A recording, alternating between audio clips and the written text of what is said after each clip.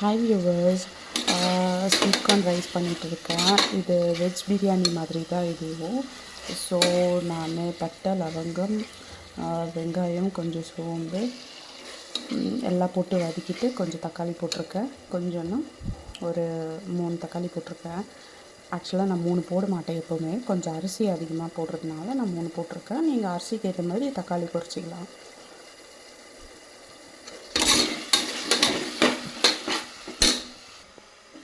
Sweet corn நல்லா வேக வச்சு இப்படி உரித்து வச்சுக்கோங்க.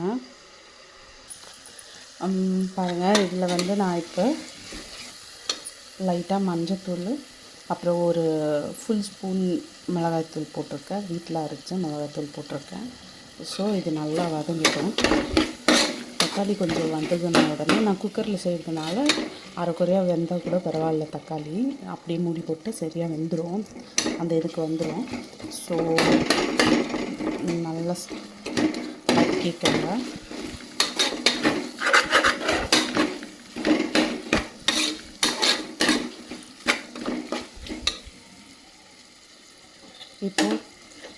இப்போ இங்கே வச்சுருக்க ஸ்வீட் கார்ன் போட்டுறேன். நீங்கள் வேக வச்சு தான் போடணுன்னு இல்லை. ஸ்வீட் கார்ன் நீங்கள் குக்கரில் செய்கிறதா இருந்தால் வேக வைக்காமல் கூட உரித்து போட்டுக்கலாம்.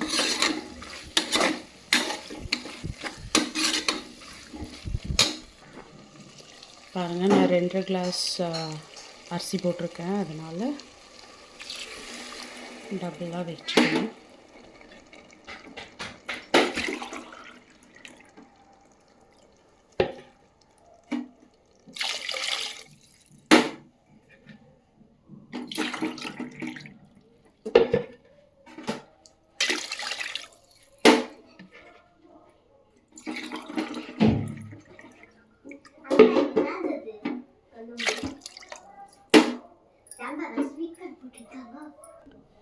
நாலு கிளாஸ் தண்ணி ஊற்றிருக்கேன். 5வது கிளாஸுக்கு கொஞ்சம் கம்மியாக ஊற்றுறேன்.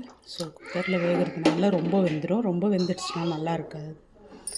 கொஞ்சம் வெறியாக இருந்தால் தான் நல்லா பளபளன்னு வரும் ரைஸு. பாருங்கள், தண்ணி ஊற்றிட்டேன். கொஞ்சம் கொதி வந்ததும் அரிசியை போட்டுடலாம். இஞ்சி பூண்டு பேஸ்ட் ரெடியாக இருந்தால் இது 5 மினிட்ஸ்லேயே ரெடி பண்ணிடலாம். இந்த ரைஸு ரொம்ப ஈஸி. தக்காளி சாதம் பண்ணுற மாதிரி தான். அரிசி போட்டுடலாம். அரிசி போட்டாச்சு. நான் 2 கிளாஸ் அரிசிக்கு நான் எப்போவுமே நம்ம பாத்திரத்தில் வேறு ஏதாவது பாத்திரத்தில் 2.25 ஸ்பூன் போட்டிருக்கேன் உப்பு. இப்போ மூடி போட்டுடலாம். மூடி போட்டுட்டு ப்ரெஷர் போட்டு 2 விசில் வச்சா போதும்.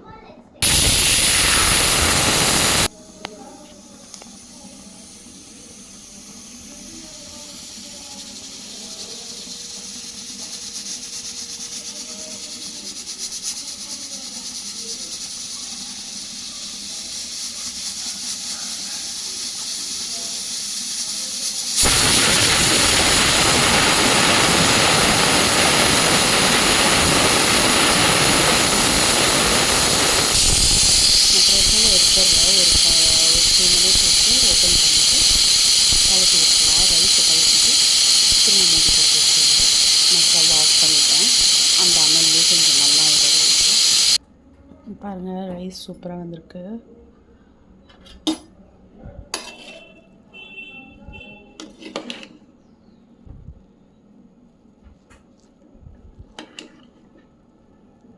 நல்லா மிக்ஸ் பண்ணி விட்டுடலாம். இப்போ நல்லா மிக்ஸ் பண்ணிட்டேன்.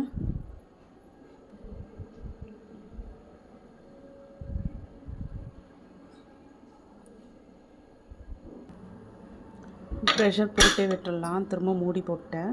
ஒரு 5-10 மினிட்ஸ் விட்டு சர்வ் பண்ணிக்கலாம். என்ஜாய் பண்ணியிருப்பீங்கன்னு நினைக்கிறேன். இந்த டிப்ஸ் உங்களுக்கு பிடிச்சிருந்தா கமெண்ட் பண்ணுங்கள். தேங்க்யூ. பாய்.